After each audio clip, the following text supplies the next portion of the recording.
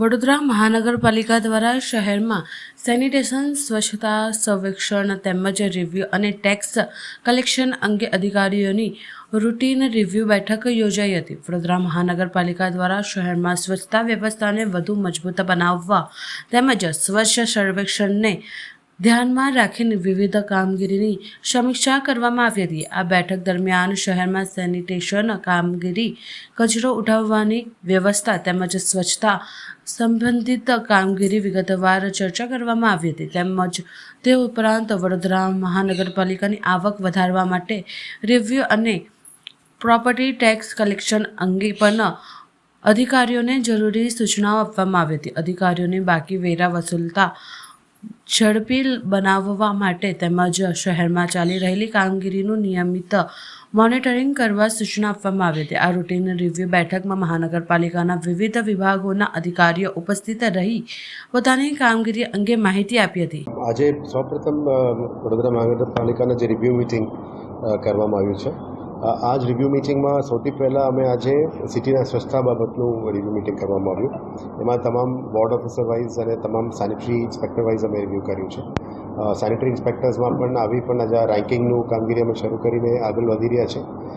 ત્યારે અત્યારે આ વખતે રેકોર્ડ 28 લાખ પેનલ્ટી અમે ઓલમોસ્ટ 10-15 દિવસમાં લીધેલા છે.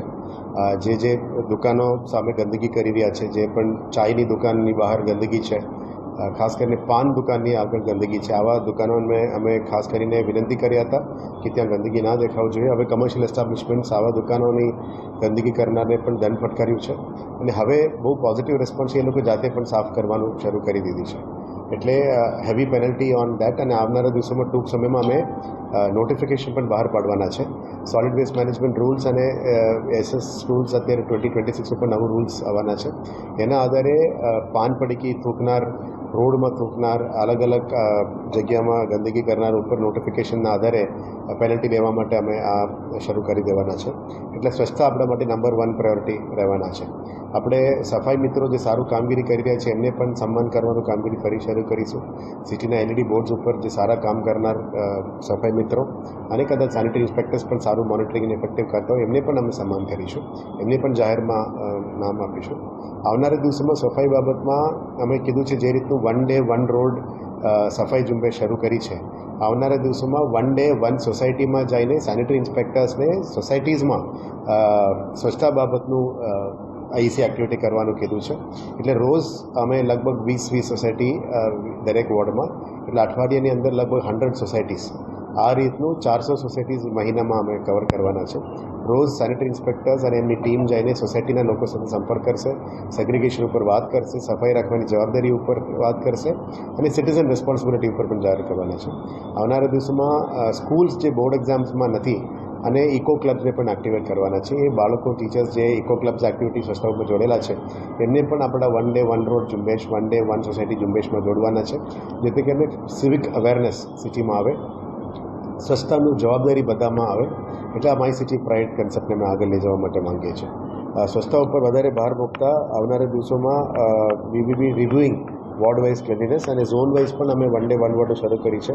હવે ઓલમોસ્ટ 56 રોડ્સ અમે કવર કરી ચૂક્યા છે અને કેટેગરી A રોડ્સ, પછી કેટેગરી B રોડ્સ, પછી કેટેગરી C રોડ્સમાં જઈશું અને વારંવાર રિપીટ કરીશું, જેથી કરીને સ્વચ્છતાનું બધાને અવેરનેસ આવે.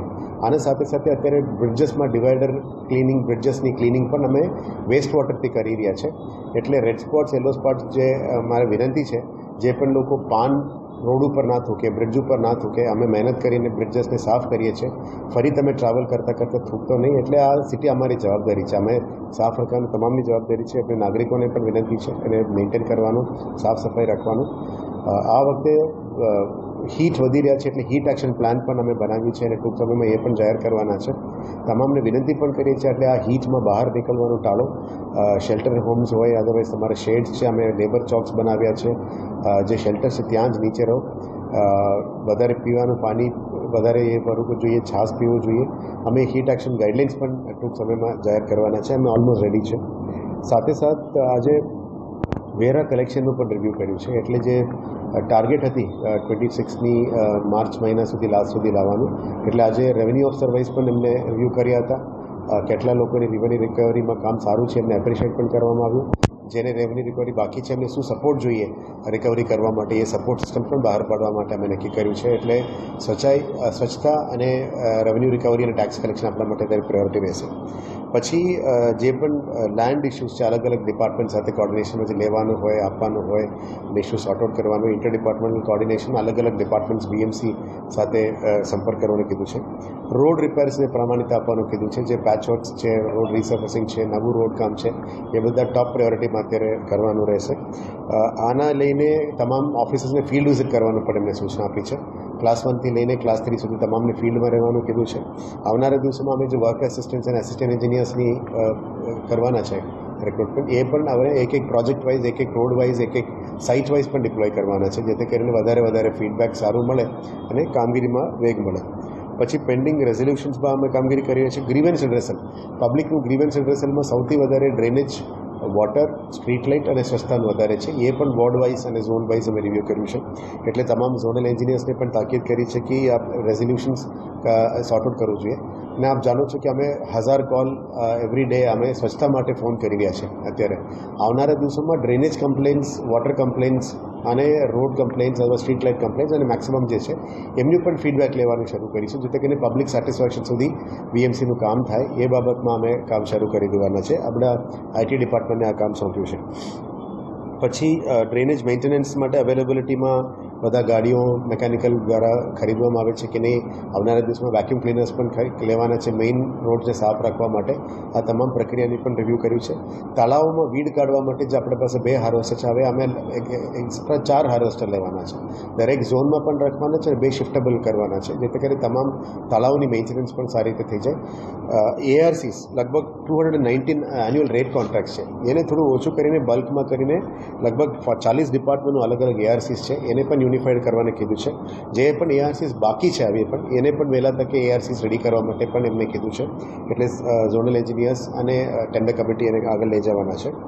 વોટર સપ્લાયમાં કન્ટામિનેશન ના આવે, ચોખ્ખું પાણી સપ્લાય થાય, સોર્સથી લઈને ડિસ્ટ્રીબ્યુશન નેટવર્ક તક તમામ ટીમને અમે રિવ્યૂ કરવાના છે. આજે અલગથી પણ એમને એક રિવ્યૂ રાખ્યો હતો, જેથી કરીને પાણી પુરવઠાનો સપ્લાય સિસ્ટમ્સથી લઈને પબ્લિકનું ચોખ્ખાઈથી પાણી મળે અને કોઈ જગ્યામાં ડ્રેનેજ અને આ વોટરની લાઇન્સમાં કંઈ લીકેજ હોય એને પણ રિપેર કરવા માટે સૂચના આપી છે. એટલે અત્યારે ARCs બધું આપી દીધું છે, પણ ફિલ્ડમાં આને કામ 100% કરવા માટે કીધું છે. અને જે પણ કામો અત્યારે પૂરું થઈ ગયું છે એની વર્ક ઓર્ડર્સ આપીને એને આગળ લઈ જવા માટે પણ અમે નક્કી કર્યું છે.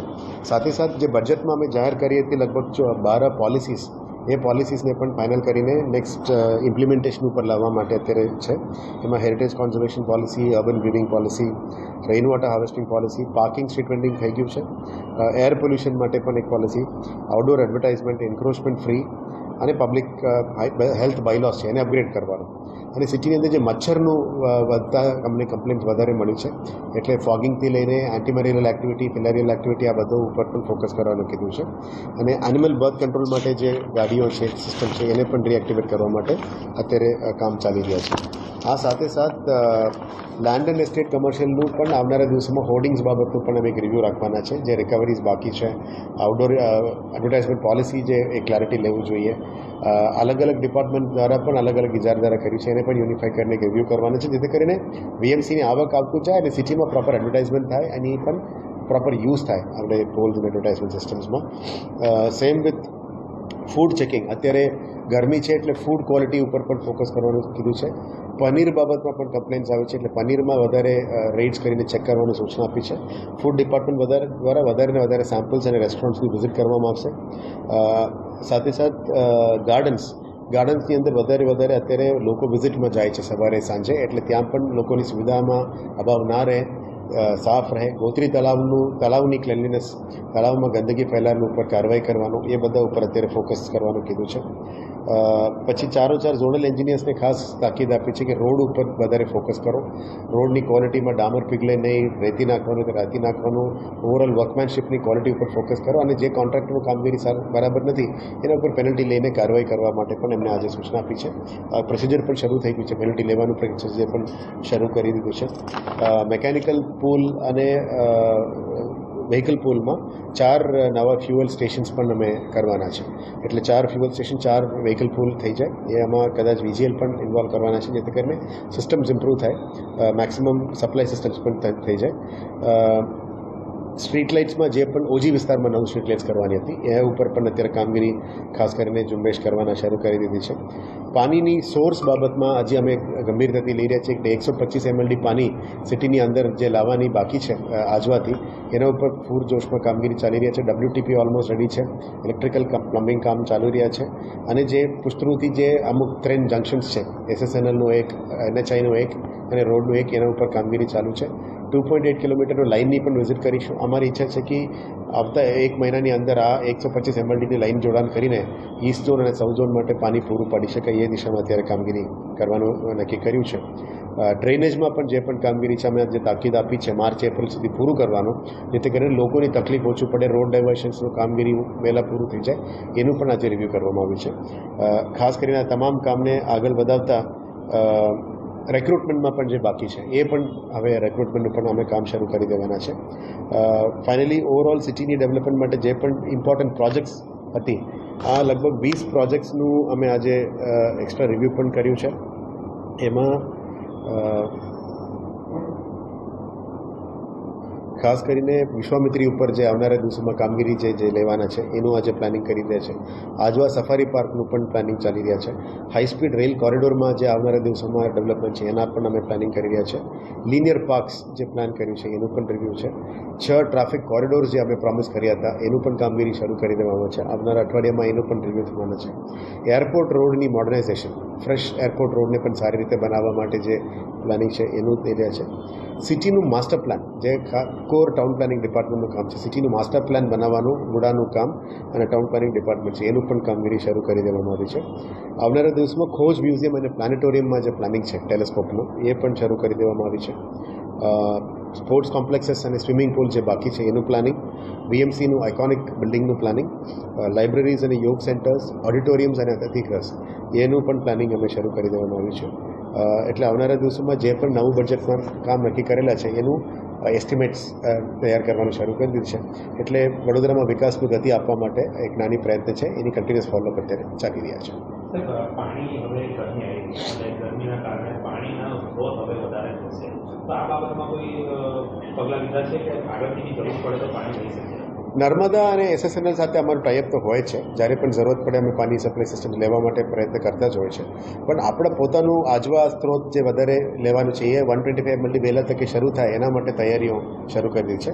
અને રાયકા દોડકા ફ્રેન્ચવલની કામગીરી પણ આપ જાણો છો, ત્યાં પણ WTPનું કામ શરૂ થઈ જાય છે. એટલે સોર્સ આર્ગ્યુમેન્ટેશનનું આખું રોડમેપ અમારી તૈયાર છે. ટ્યુઝડે અમે અલગથી એની પણ રિવ્યૂ મિટિંગ લેવાના છે. આખું પાણી ડિપાર્ટમેન્ટ અને ડ્રેનેજ ડિપાર્ટમેન્ટ અલગ મિટિંગ પણ કરીશું, ત્યારે આનું વિગતવાર અમને બ્રીફ પણ આપવામાં આવશે.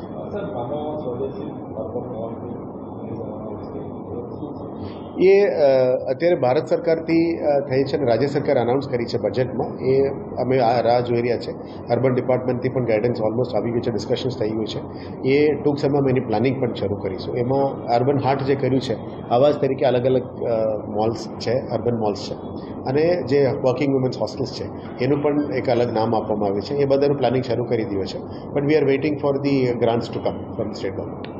ગઈકાલે ચાર્જ સંભાળો, આગળની હવે રણનીતિ કેવી રીતે પ્રકારની તમારી અને એમની સાથે કોર્ડિનેટ કરીને આગળના કામ કરવું? જે એડમિનિસ્ટ્રેટરનું કામ છે એ સ્ટેન્ડિંગ કમિટી અને જનરલ બોડીનું સત્તા જે પહેલાં ચૂંટેલા પદાધિકારીની હતી એ એડમિનિસ્ટ્રેટરને આપવામાં આવી છે. એટલે જે રૂટીન પ્રોસિજર અમે કરવાનું છે એ રીતનું સ્ટેન્ડિંગ કમિટીની જે સત્તા છે એ અમે કામો આગળ લઈ જઈશું. અને જનરલ બોડી જે 2 જનરલ બોડી કરવાનું છે એનું પણ કામગીરી જે નોર્મલ રૂટીનમાં છે. અત્યારે બહુ મોટું નિર્ણય નથી, પણ બેઝિક્સ જે આપણે ધ્યાનમાં લેવાનું છે એ રીતનું અત્યારે લેવામાં આવ્યું છે. પણ આ એક રૂટીન પ્રોસિજર છે.